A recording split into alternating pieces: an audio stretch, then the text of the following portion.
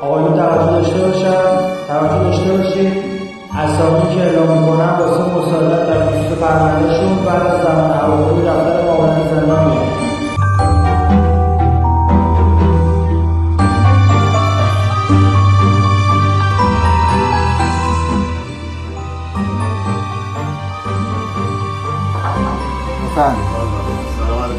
سلام. شما آقای؟ بله بفرمایید. قراره یه بنده خدایی ضمانت شما رو بکنه.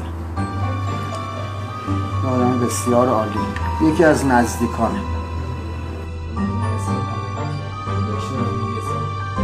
یه درخواستی رو بابت ضمانتت می‌نویسی.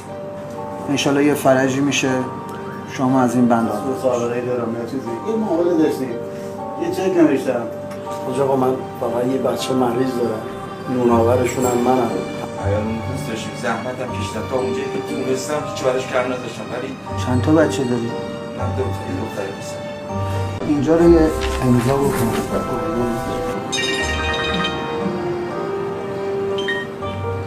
سلام علیکم و رحمت الله.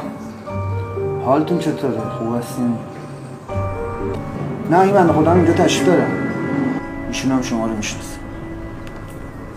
چی آخه؟ سلام آقا جان. سلام علیکم. سلام علیکم آقا جان. سلام علیکم و رحمت الله.